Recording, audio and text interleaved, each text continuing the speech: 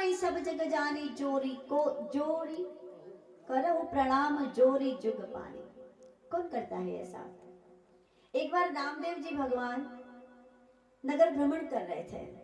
एक नगर में गए, लोगों ने कहा नामदेव जी आप इस नगर में विश्राम करिए, भगवत चर्चा करिए, पर इस गांव के किनारे एक कुआं है, उस कुएं के पास जाना नहीं। क्यों? कि भाई उस कुएं में भूत रहता है। और क्या आप भूत भगाना जानते हो? नामदेव जी ने कोई उत्तर नहीं दिया और रात्रि के अंधकार में नाम जी गए, उस कुएं के पास गए, इधर उधर देखा, कोई दिखा नहीं। फिर नामदेव जी ने कुएं में प्रवेश किया तो सचही वाला भूत दिख गए। देखिए अब नामदेव जी की जो दृष्टि है वो दृष्टि कितनी उत्तम है, नजरिया कैसा है। जब नामदेव जी ने उस कुएं में भूत को देखा तो नामदेव जी ने हाथ जोड़ दिए और कहने लगे प्रभु कई अवतारों की आपकी कथा सुनी है मैंने, 24 अवतार तो कहते हैं शास्त्र ने, और इसके अतिरिक्त आपकी कई लीलाएं, कई कथाएं, कई गुण, कई रस, कई आपकी मधुरताएं, जिस पर महात्माओं ने आपके कई चरित्र गाए, बहुत कुछ सुना आपके बारे में, कई अवतार, कई लीलाएं, कई गुण, पर ये भूता अवतार आपने कब लिया था ये कभी नहीं सुना। ये अवतार कब लिया भगवान आपने? तो कहते हैं वो भूत भी नामदेव जी के अधीन हो गया। तो कहने का तात्पर्य हरि व्यापक सर्वत्र समाना, हरि व्यापक सर्वत्र समाना, प्रेम ही प्रगट होई मैं जाना। हरि तो है, सर्वत्र है, पर वो प्रकट कैसे होंगे? आपके प्रेम से वो प्रकट होंगे, बिना प्रेम के वो प्रकट नहीं होंगे। तो आपके समक्ष, हम सबके समक्ष भगवान के कई अवतार, कल मैंने कहे थे 24 अवतार बताए थे कि इतने भगवान के अवतार हैं। दशम स्कंद में भगवान की अनंत लीलाएं हैं, जहाँ अनेकानेक स्वरूप का हमें भगवान के दर्शन होगा। पर आज हमारे समक्ष जो है भागवत अवतार, जो परम कृष्ण अवतार है, स्वयं कृष्ण ही भागवत जी है। तो जो भागवत अवतार है हमारे समक्ष, हम इन भागवत जी के इस अवतार को अपने हृदय से, अपने प्रेम से, अपनी श्रद्धा शक्ति से सुशोभित कर ले और भागवत जी के गुणानुवाद गाते हुए हम पुरुषोत्तम मास के इस पावन पर्व को जिए। और ऐसा महोत्सव जीवन में बार बार नहीं होता। जब नंदोत्सव हुआ तब सुखदेव मुनि ने राजा परीक्षित से कह दिया कि राजा नंदोत्सव में कितना आनंद बरसा। तब राजा कहते हैं कि हे मुनिवर, जब कन्हैया प्रकट हुए और नंद बाबा ने उत्सव किया, उस कथा को जब आपने मुझे सुनाया तो मैंने केवल सुना नहीं, मैंने उन चित्रों को अपने हृदय से, मन की कलम से बनाया, मैंने उन चित्रों को दर्शन किया है। ऐसा अद्भुत आनंद। तो सुखदेव जी ने कहा कि राजा, जो आनंद तुमने नंदोत्सव में अनुभव किया वो आनंद एक दिन का नहीं होना चाहिए, वो प्रतिदिन का होना चाहिए। ये जो नंदोत्सव है ना, इसे मनुष्य को प्रतिदिन मनाना चाहिए। जब तक आप आनंद को प्रकट नहीं करोगे वो परमानंद प्रकट कैसे होगा? सुखदेव मुनि ने राजा परीक्षित से कहा है कि हे राजा, भगवान की सत्ता अनंत है,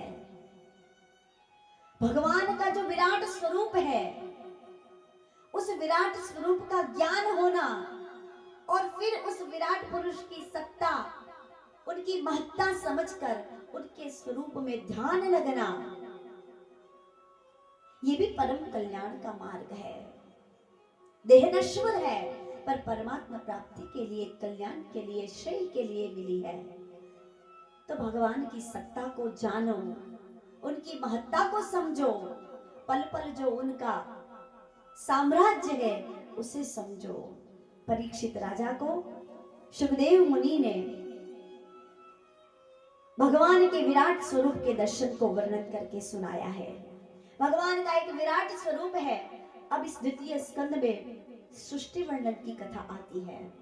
सबसे छोटा 12 स्कंद में से सबसे छोटा स्कंद कोई है तो वो द्वितीय स्कंद है। इस कथा में थोड़ा सा आपको एकाग्र रहना पड़ेगा। बहुत विस्तार तो मैं नहीं करूंगी क्योंकि आप सुन भी नहीं पाएंगे। बहुत संक्षिप्त में थोड़ा सा मैं स्पर्श करके निकलना चाहूंगी कि इस द्वितीय स्कंद में सृष्टि का सर्जन की कथा सुनाई है कि किस प्रकार ये सृष्टि प्रकट हुई है और किस प्रकार ब्रह्मा जी ने सृष्टि का सर्जन किया है। तो थोड़े आपकी एकाग्रता का मैं आवाहन करूंगी, थोड़ा सा मुझे सहयोग कीजिएगा, बोर मत हो जाना, पर मैं ध्यान रखूंगी। बहुत संक्षिप्त में आपसे निवेदन। विराट स्वरूप के कमर से ऊपर 7 लोक बसे हुए हैं राजा, और विराट पुरुष के कमर के नीचे 7 लोक बसे हुए हैं। 14 लोक की ये ब्रह्मांड, 14 लोक का ये ब्रह्मांड, जिसे हम 14 लोक से जो बना है उसे हम ब्रह्मांड कहते हैं। ये समूचा ब्रह्मांड उस विराट पुरुष के अंदर बसा हुआ है। पहले तो कह दिया कि नश्वर देह है, ईश्वर अंश जीव अविनाशी। देह नश्वर है पर ये जो जीव है वो अविनाशी परमात्मा का अंश है, और वही परमात्मा जो यहाँ रहता है, उसी परमात्मा में समूचा ब्रह्मांड समाविष्ट है। पूरे ब्रह्मांड को लेके वो परमात्मा हमारे अंदर रहता है और ये समूचा ब्रह्मांड उनके अंदर रहता है। इस प्रकार की कुछ ये सृष्टि की रचना, कुछ ये ब्रह्मांड बना हुआ है। तो 14 लोक कमर से ऊपर है, 14 लोक कमर से नीचे है। 14 लोक के नाम बताए हैं: पाताल, रसातल, महातल, तलातल, सुतल, वितल, अतल, नहीं महीतल, नहतल।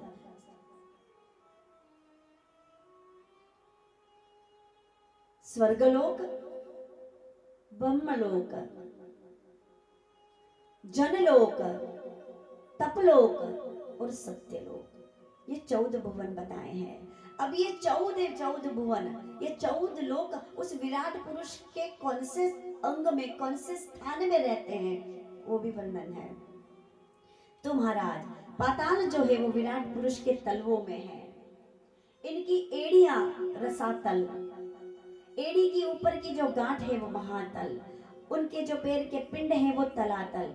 विश्व मूर्ति भगवान के दोनों घुटने सुतल और वितल, जांघे अतल भूतल। हे राजा परीक्षित, भगवान का नाभि रूप सरोवर ही आकाश कहा जाता है। आदि पुरुष परमात्मा की छाती को स्वर्गलोक कहा जाता है, उनके गले को मर्त्यलोक कहा जाता है, मुख को जनलोक कहा जाता है, ललाट को तपोलोक कहा जाता है।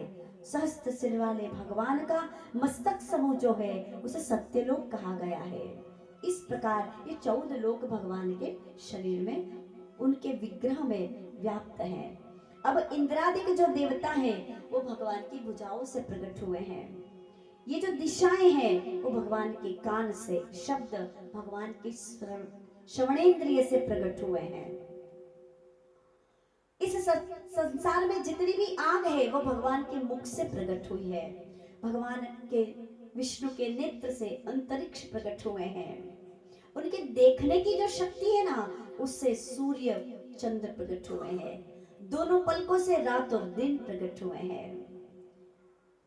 भगवान का जो तालु है उसे जल कहा जाता है, और जिह्वा है, उस जिह्वा से समूचे रस, जितने भी इस सृष्टि पर रस है वो सब भगवान की जिह्वा से प्रकट हुए हैं।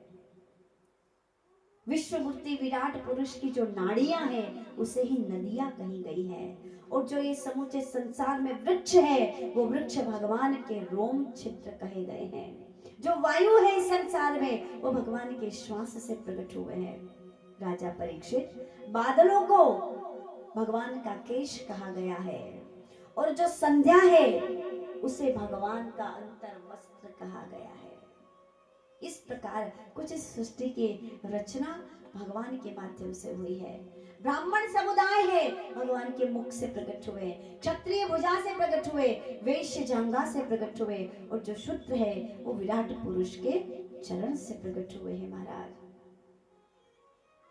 सुखदेव मुनि राजा परीक्षित को भगवान के द्वारा प्रकट की गई इस सृष्टि के कथा को सुंदर तरीके से सुचारू रूप से श्रवण करा रहे हैं। सुखदेव मुनि कहते हैं, राजा तस्मै नमो भगवते वासुदेवाय धीमहि। इस प्रकार विराट पुरुष में समूचा ब्रह्मांड व्याप्त है, और जब ये विराट पुरुष एक से अनेक होने की इच्छा अपने मन में धारण करते हैं, तब शेष शैया पर नयनों को मूंद कर अपने नाभि प्रदेश से एक कमल प्रकट करते हैं।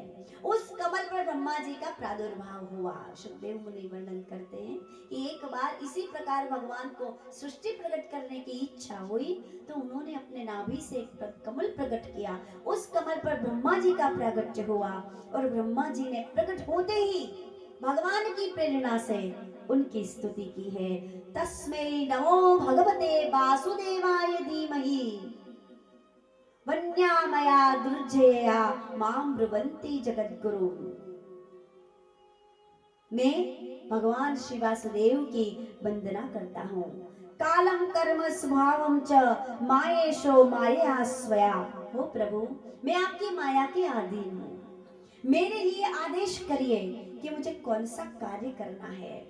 ब्रह्मा जी ने जब भगवान से इस प्रकार प्रार्थना की है और बारंबार अपने कर्म को पूछा है, तो परमात्मा ने ब्रह्मा जी को तप करने का आदेश दिया है। अंतरिक्ष से 2 अक्षर सुनाई दिए, तप। ब्रह्मा जी ने उसे संकेत मानकर 10,000 वर्ष तक तप किया है, और तप करने के बाद फिर ब्रह्मा जी आकर उस कमल दल पर प्रकट हो गए। चारों तरफ देखने लगे, सोचने लगे, मैं कौन हूँ, मैं कहां से आया हूँ। जब इस प्रकार ब्रह्मा जी ने सोचना प्रारंभ किया, तब ब्रह्मा जी के 4 मुख हो गए। जैसे ही 4 मुख हो गए, कुछ सोचे, तब तक स्वयं भगवान की गंभीर वाणी सुनाई दी, और भगवान ने ब्रह्मा जी को हे चतुर्मुख इस शब्द से, इस नाम से संबोधन किया। जैसे ऐसी गंभीर वाणी श्रवण में आई, तो ब्रह्मा जी स्थिर हो गए और फिर उसी वाणी में लीन हो गए। भगवान की वो गंभीर वाणी, जहां भगवान श्री हरि ने ब्रह्मा जी को चतुश्लोकी भागवत का ज्ञान दे दिया। 4 श्लोक सुनाए, और यही 4 श्लोक जो ब्रह्मा जी ने पाए, और ब्रह्मा जी ने उसका विस्तार कर व्यास जी को दिए। व्यास जी ने उसको विस्तार किया, ब्रह्मा जी ने नारद जी को दिए, नारद जी ने व्यास जी को दिए, और व्यास जी ने इन्हीं चतुश्लोकी भागवत से 18,000 श्लोकों से परिपूर्ण भागवत महापुराण की रचना कर सुखदेव मुनि को समर्पित किया।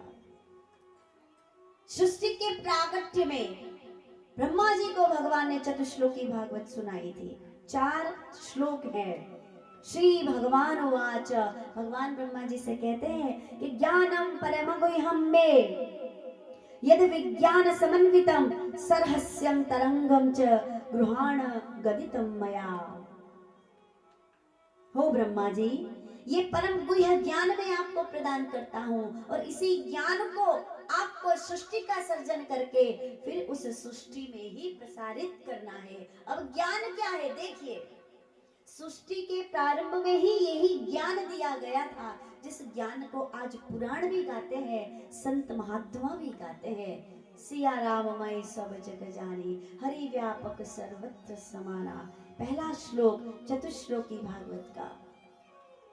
अहमेवा समेवाग्रे नान्यदयत् सदसत् परम् पंचादहं यदेतच्च यो वशिष्येत सोऽस्म्यहम्। भगवान कहते हैं, श्री हरि नारायण कहते हैं कि ओ ब्रह्मा जी, इस सृष्टि के पूर्व में भी मैं था। अब आप ध्यान से सुनिएगा, कुछ 10 मिनट की ये सृष्टि सर्जन की कथा है, फिर हम